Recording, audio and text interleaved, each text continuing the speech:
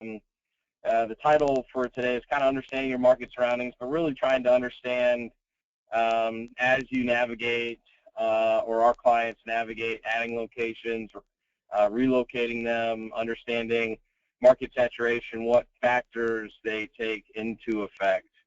So obviously, and we're going to spend a lot of time talking about this today, but a big factor in today's market is competition saturation. So trying to understand, A, where are the competitors, how are they located, how are they positioned, and this matters for a variety of reasons depending on our client's specific interest, whether that's adding new facilities, relocating, understanding risk factors, maybe you had some new clinics open nearby. How's that? You know, what kind of things should we be looking at so they can anticipate any effects it will have on patient volume.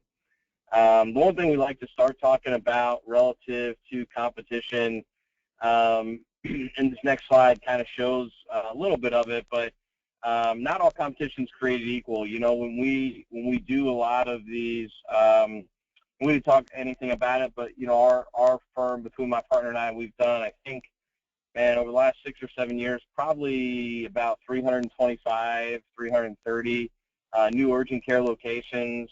For that, we've traveled to all those markets. We've walked in to verify competitions. We've literally walked into thousands, probably, of urgent cares, and there's several things we're looking for, but some of the obvious ones are kind of illustrated on this slide. Trying to understand,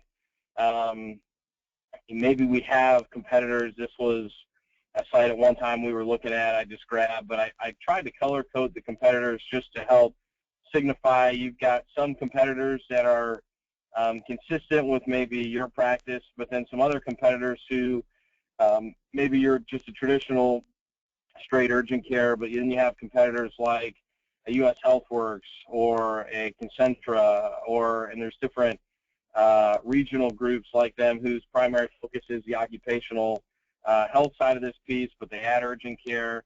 That purple urgent care on the map happens to be a pediatric after-hours type place, so you can see they're only open really in the evenings, no x-ray, very limited hours. So really trying to understand the competitive landscape around us.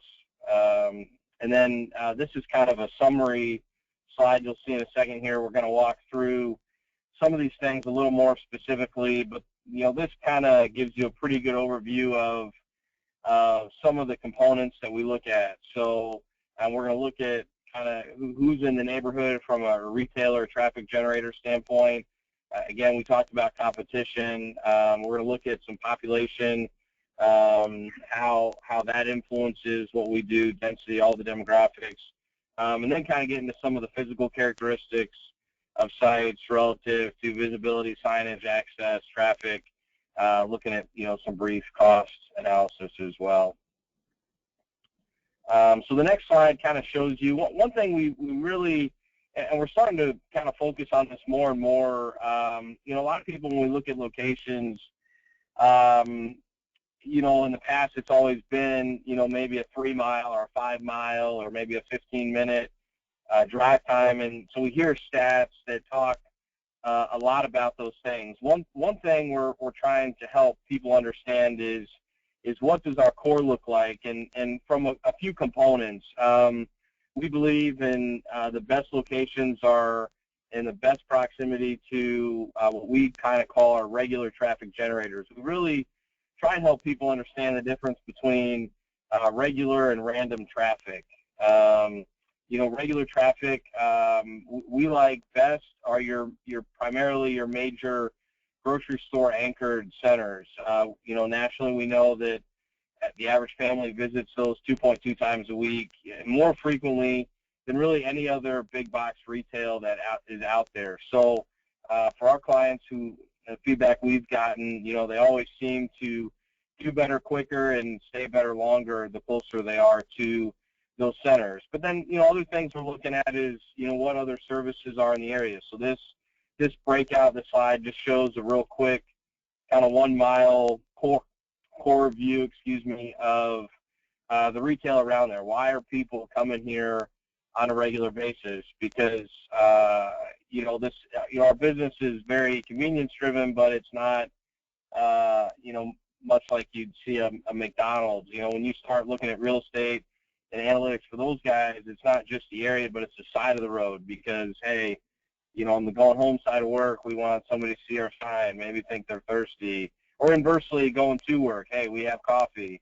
So we're not as focused on those components, but obviously wanting to be in those core retail trade areas is vividly important. Next slide we always kind of introduce or interlude is we try to show, I showed you a map in the beginning of Columbus, Ohio. This is just a sample shown there of a major grocery chain. You can kind of see the retail separation in the trade areas throughout the town. You can see the spacing, because that's one thing it's really important to look at is if you, and I pass them all the time, but when you have an urgent care or have clinics that maybe aren't in those major retail pockets, it's important to understand, where those are around you. So maybe a mile or 2 miles in 3 or 4 directions is where people are going on a regular basis and really where you need to have some exposure. So looking at talking about or thinking about starting to get into some of the demographic components and characteristics that we help our clients look for. A real important thing, and these next couple slides really do a good job, just as an example of showing trade area boundaries, what to expect when you're locating a clinic, and obviously, again, centered around, this was a site we looked at centered by right in front of this Kroger shopping, a grocery store, but trying to understand, when you have, excuse me, a lot of times, and you can see as you get a little further away and you start to cross over natural and man-made boundaries, so bodies of water, highways, and realistically, what's the expectation that people are going to be willing to come see you based on proximity or access to other healthcare providers that may be more convenient. So all the time we have people tell us, hey, my clinic's underperforming in 4 or 5 miles. I've got 200,000 people or something crazy. It's like, well, okay, let's look at that. In this example, if you look, and I added competition onto this, but if you look at that center one on the bottom, I mean, a 15-minute drive time isn't unreasonable. I mean, that's someone could argue that somebody would be willing to drive 15 minutes for healthcare access. But if you look at where this store is located relative to much of this population base, many of the people who live in that drive time distance have easier access to other providers. So it's really important to understand kind of your reasonable trade area that you're going to be able to draw people from, not some fictitious number that, hey, yeah, I think people will be willing to come from 5 miles. Well, they might, but they got to cross a highway. They got to pass 2 competitors. What's the realistic opportunity that they may be willing to do that? Another really important factor to look at, and it's not very common. We've seen huge issues with this, but we've seen where, and I took the same, I think 3 mile or maybe 2 mile ring around that same site, and we added on not just, because again, people can get lost in the idea of, wow, I've got 60 or 70,000 people, or so-and-so said I need 25,000 houses in my area. Well, that's great, and this is when you break it down into the census block groups, you can kind of tell, okay, where is that population around me? We had a client in North Carolina who, after doing a location that wasn't performing well, they came to us and said, hey, what do you see? And it took a little bit of investigating, but doing a study like this, we were able to say, okay, the core right within about a mile of the plaza that the urgent care was at, there was very thin population. Most of the population was in a donut around it. So they were trying to bring people in from far away. So just a good kind of an important thing to look at to try and understand, okay, yeah, I may have 60,000 people in 3 miles, but where's the concentration of those people? So then again, as you start, and again, people we start talking to, could be in the scaling phase, looking at growing, expanding. People we talk to could be looking at relocating or understanding vulnerability points. So this slide just kind of shows an example in a market with competition laid out, your main traffic, grocery stores laid out as the green dots, and then looking at, we grabbed a few opportunity pins to show you, hey, here's 4 areas that, have the grocery proximity, that have good access to people without a lot of competition. And you can see for most of those drive times and distances, you're not, except for the opportunity on the north end, you're not having to cross or interfere with any major barriers that would make it easier maybe for some people to go to a different clinic. So once you kind of do that 30,000-foot view, at least from what we do, looking at competition, the next thing we start to look at is what are the analytics behind areas of interest, current areas, whatever it may be. We do things kind of on a layered progression, so kind of the tabs across the top there, you can see going from 1.5 miles to 5 minutes, 7 minutes, 10 minutes, so you can see and try to understand the progression as the trade area expands, right? So looking at the top left portion of this talks about, the next several slides, we just kind of give you some national medians for some of these things we look at, but I'll kind of go through and explain these factors that we look at on this front one. So the top left portion, again, demographic-based components. So again, on a 10-minute drive time, this location at 96,000 people, 40-some thousand households. Median income, just under 50,000, age over 55, at 27%, median age of 36. Number of competitors in that 10-minute drive time is quite a few. There were 6. Daytime population, number of businesses, again, depending on the clients of ours that integrate occupational or work health into their business, that matters. This next section is a really key component that we really focus in on, and it's kind of trying to understand the overall healthcare access in a community, and it means different things to different people we work with. Some obvious examples might be a pediatric after-hours group that does walk-in. Well, they're not open usually Monday through Friday 9 to 5. Most of their business is generated through that walk-in referral traffic from neighboring physicians. So from their perspective, target-rich areas would be areas with many providers, whereas more of your traditional urgent care base, they may be looking for areas with higher population and physician ratios, trying to make sure access to primary care is not as convenient or easy. So that can mean different things to different people. I might have a slide that shows it, but right now for all, this is data we have. Our database has got a little under 8,000 urgent cares across the country, as well as about 18,000 of all the major grocery stores. We have this data on all of those.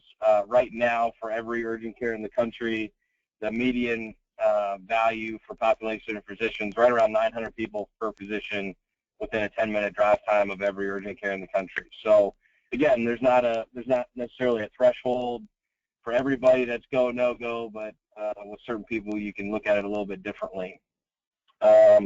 Looking at ER visits in the area, so the data we bought from Buxton tells us that based on the 90-some thousand people that live in this area, 46,000 claims to an ER were made by people that live in there. And this is just a really important factor to look at, especially when you're looking at, for clients of ours that are looking at growing into multiple areas or evaluating multiple opportunities.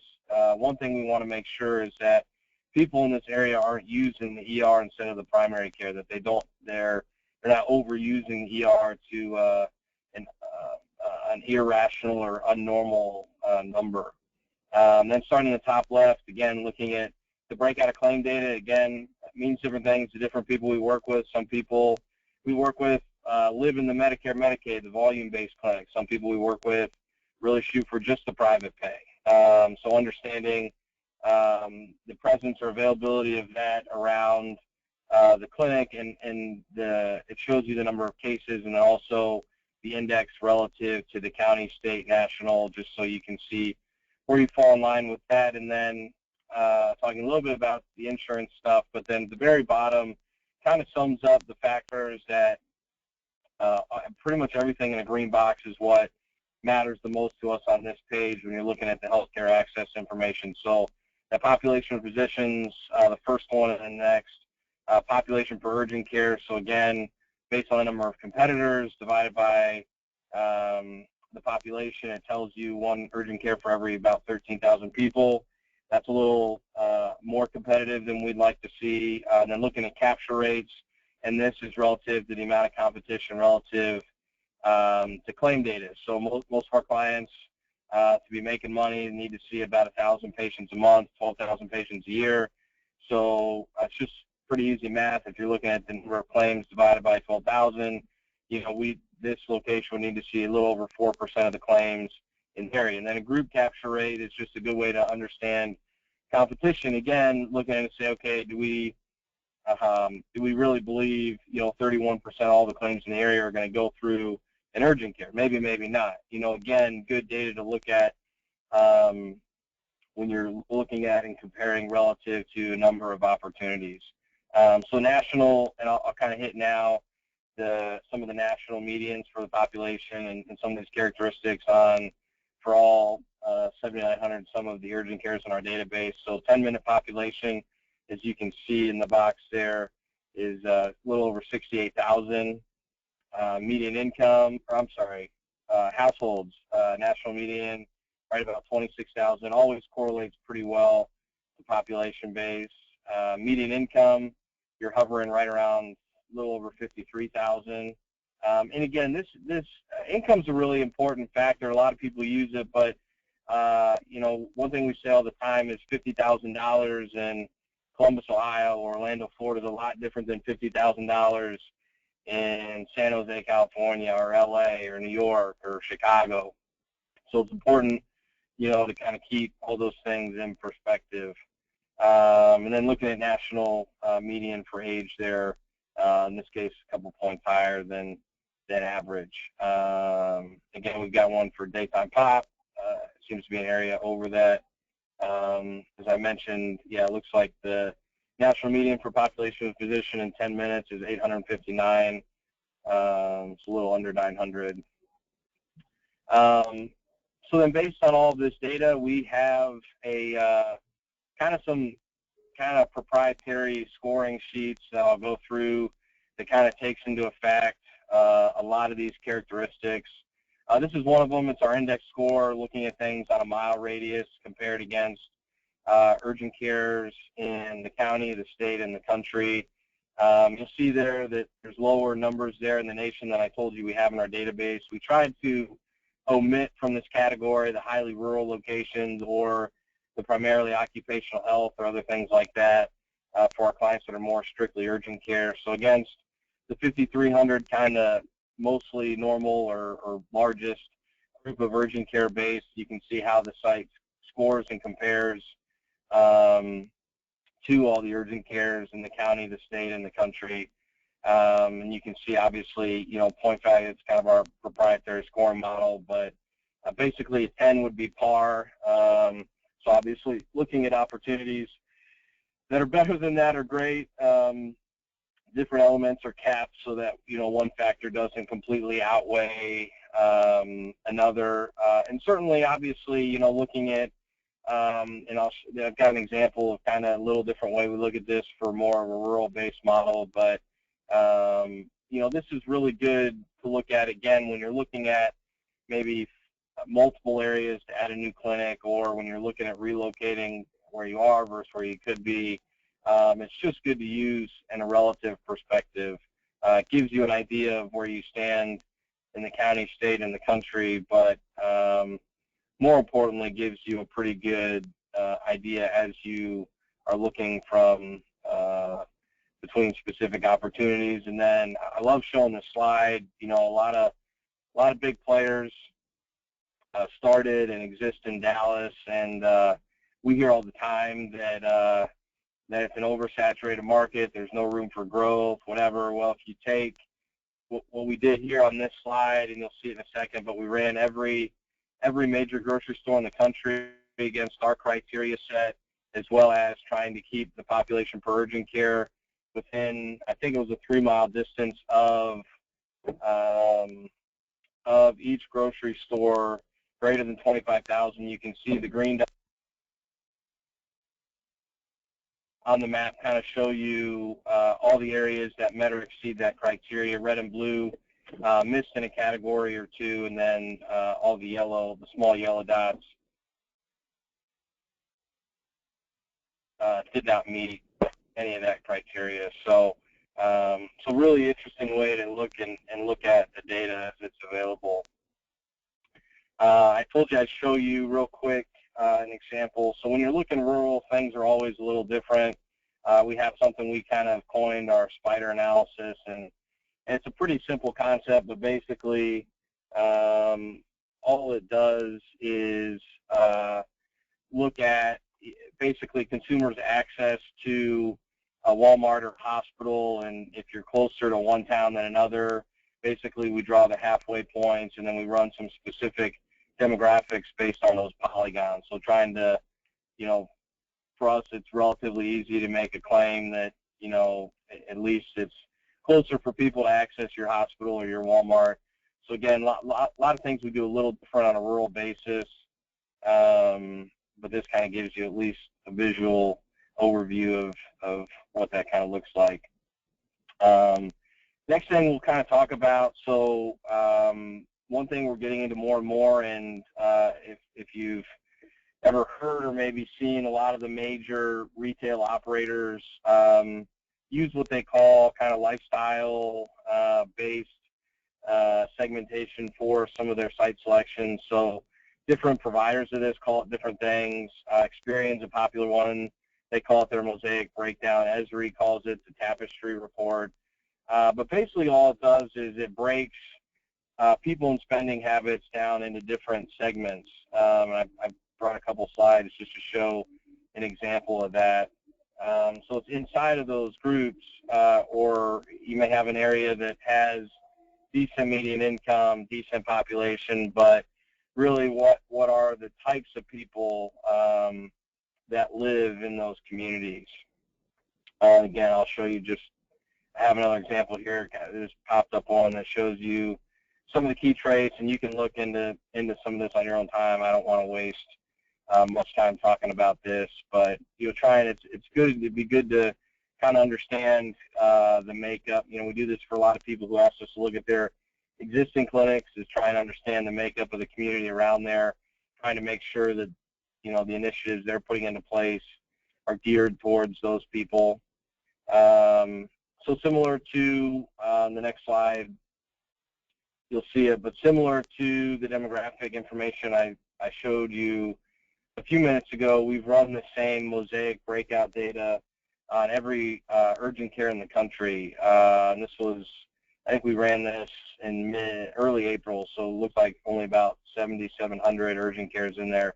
You can kind of see based on that data, we broke them down into the segment groups that the people fell in on. And again, so in this example, it's taking a specific location, the lifestyle groups around there, comparing it to, in this case, a specific competitor, to a specific state, and then also in the country. And then the right side there kind of shows the breakout that we look for based on if you said, hey, our ideal breakout would have a separation of X percent of people in this category or that category, or what's more preferred. So this is a location that scored pretty well. You can see the easiest way I tell people is you want to see all the green and the color on those 3 rows across the top. Pretty well performing location, doing good. I'll show you next an underperforming location, again, that on paper it had the people, it had the income, but when you look at this specific site and the lifestyle group and the breakout of the people who live there compared to a large group of sites, compared to all the ones in the state and in the country, you can see the dispersion there of the people groups and not having an ideal segment of people that they're going after that have a high propensity to use urgent care.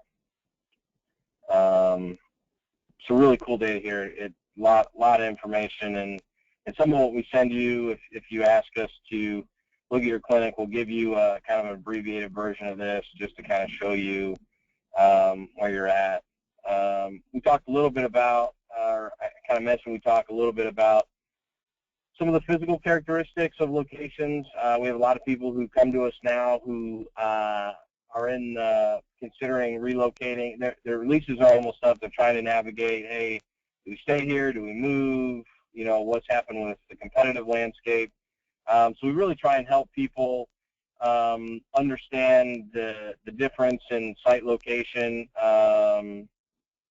and some of the values that brings. This first example you can see, it's highlighted in red in the back. It may be hard to see actually, but you know, this is a location with a competitor in a little strip center, kind of in the elbow, not really visible from the street, poor signage. The next, I'll click through here. It's getting better. The sign's up, the space is up on the road. They've got some signage there, but shopping center's got some foliage on the road, kind of interfering with some of that. Continues to get better. At the next one here, pretty visible end cap, limited distractions between the road and the clinic, and then all the way to obviously ideal scenario. This was an out parcel to a grocery store, freestanding building, great signage, easy visibility, easy access in and out to some of those characteristics. And what a lot of people don't kind of understand, and we always show this table, is we really try to help as they're navigating relocating or new locations, try to help them understand what the difference in maybe $5 or $8 a foot means. You know, we talk to people all the time who, well, I could save $10 a foot, which amounts to $30,000 or $40,000 a year if I go take this site around the corner or maybe half a mile from where it should be. And it's like, well, that's fine, you know, but what does that really mean? So this table kind of breaks out. If you look at normal hours for somebody who'd be open, and again, this was 10 hours Monday through Friday, 8 hours on the weekends, so a total of 3,400 hours a year. We try to look at kind of the rent cost relative to that. So then the table shows as you increase in rent and the size of the space, it shows you the number of patients per day you need to see to cover your real estate costs. I think at probably the national average at about $120 per patient visit. So again, if you just look in that first column, just so it's easy, at 3,000 square feet, if you had the option to go inline, non-anchored center, maybe pay $15 a foot plus 5 in CAM, versus maybe an out parcel up on the road, great visibility, good signage, good traffic, maybe it's another $10 a foot. The net effect of that is about 7/10 of a patient a day. And again, just a good illustration to look at. We're not trying to manipulate people into spending more money, but hey, do we feel that spending that, you know, we're going to generate that extra volume and awareness through our real estate? Maybe it's worth it, maybe it's not. Just an important factor to consider.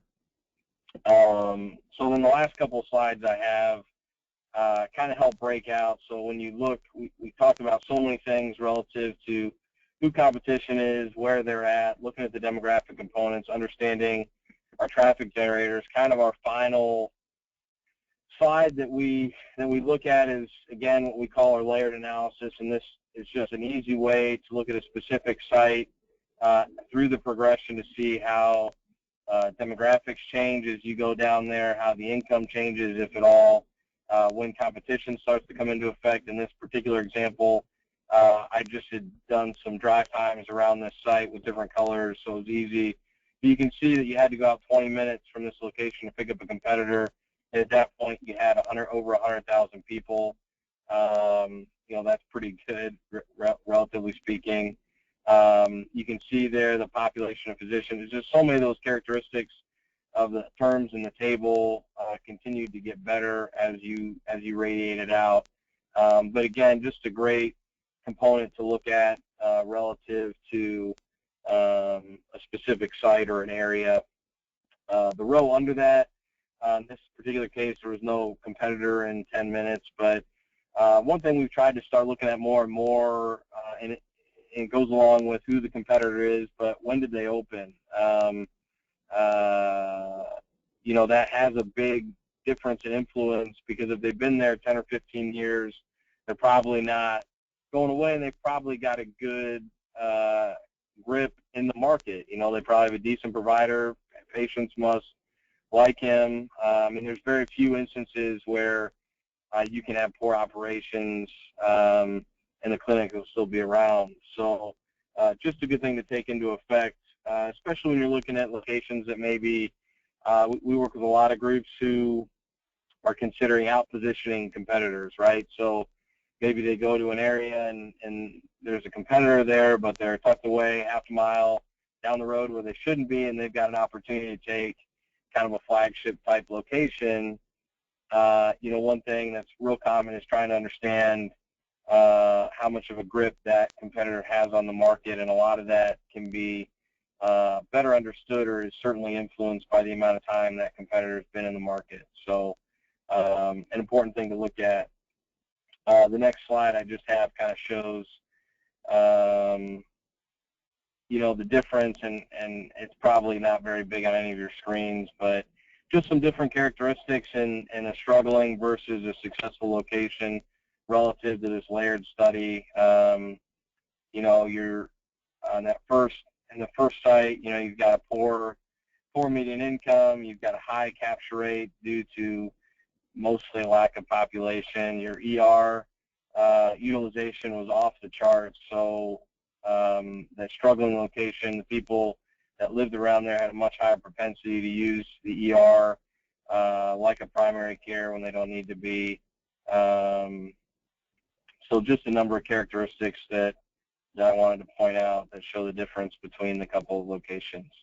So I think that's, Rich, that's all I've got. I don't know if anybody's got questions. There's certainly at least broad picture items we could talk about now. It may be better if somebody's got specific questions relative to their scenario. Like Rich said, we're happy, just to give everybody, if you want to send me an email, my email's on the screen, but we'll give you a complimentary kind of our market overview of your location. So I don't know if you got anything, Rich, or if we're good. No, if we don't have, I'm not seeing any questions on my end. We can, you'll have this time while we're doing this outro to go ahead and throw those out there if you have any. But if not, thank you for joining us today. Thank you, Nathan, for the presentation. Excellent information as always. You joined us on Understanding Your Urgent Care Surroundings, as presented by Nathan Palmer of National UC Realty. As Nathan said, do not forget to email him to receive your free market ranking to see where your clinic stands. I'm Richard Romero, and it doesn't look like we have any questions, so we are signing off on behalf of the Ambulatory M&A Advisor, which is owned by Ambulatory Alliances. You can visit us at www.ambulatoryadvisor.com. Thank you.